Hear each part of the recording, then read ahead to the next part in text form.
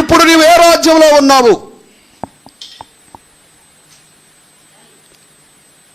ఏ రాజ్యం ఇది అమ్మా? ఏ రాజ్యం ఇది?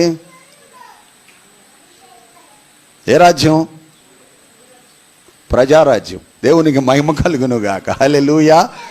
ప్రజారాజ్యం. ఈ రాజ్యము ఇహలోక సంబంధమైన రాజ్యము. ఈ రాజ్యము శాశ్వతము కానిది.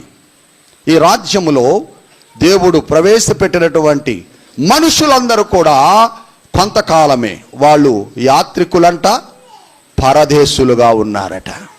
యాత్రికులు, పరదేశులుగా ఉన్నారు. వస్తారు, లోకంలో యాత్ర చేస్తారు. సమయం అయిపోగానే పరదేశి కాబట్టి ఈ దేశాన్ని విడచి వెళ్ళిపోవలసిందే. కాబట్టి ఇది శాశ్వతమైన రాజ్యము కాదు మనకి.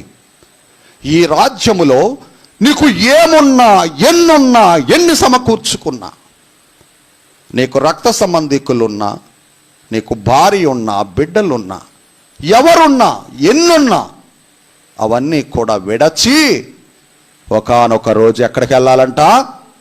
ఎక్కడికి వెళ్ళాలి? ఈ టెంపరరీ రాజ్యాన్ని విడచి, ఈ పరదేశాన్ని విడచి శాశ్వత రాజ్యానికి వెళ్ళాలి.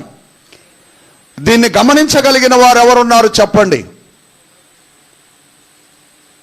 అందరూ అనుకుంటారు కదా, చాలామంది, ఇదిగో ఇదే నాకు శాశ్వతం, నా ఇల్లు నాకు శాశ్వతం, నా డబ్బు నాకు శాశ్వతం, నా బిడ్డలు నాకు శాశ్వతం, నా భార్య నాకు శాశ్వతం, ఇదే నాకు శాశ్వతము, ఇదే నాకు గొప్ప.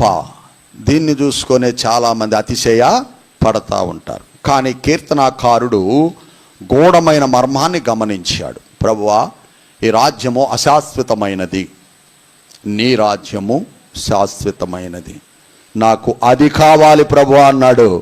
దేవునికి మహిమ కలుగునుగాక. హల్లెలూయా. కావాలంటే ఏం చేయాలి?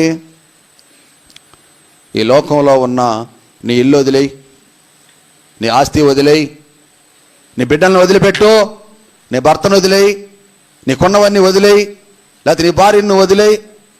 అది కాదు, అది కాదు ప్రియా దేవుని బిడ్డలారా. ఇవన్నీ ఏమున్నా, ఎన్నున్నా, నీ జీవితంలో యేసయ్య లేకపోతే అవన్నీ సున్నా. ఇవన్నీ ఉన్నా లేకున్నా ఆయన నీ జీవితంలో ఉంటే మిన్నా. కాబట్టి ప్రభువుని నమ్ముకోవాలి, ప్రభువుని సొంత రక్షకుడుగా మనము అంగీకరించాలి. ఆ రాజులకు రాజు, చక్రవర్తులకు చక్రవర్తి, ప్రభువులకు ప్రభు, ఆయన పరిపాలన మనం కోరుకోవాలి. ఆ శాశ్వత రాజ్యాన్ని మనము కోరుకోవాలి. అలాగే పరిశుద్ధ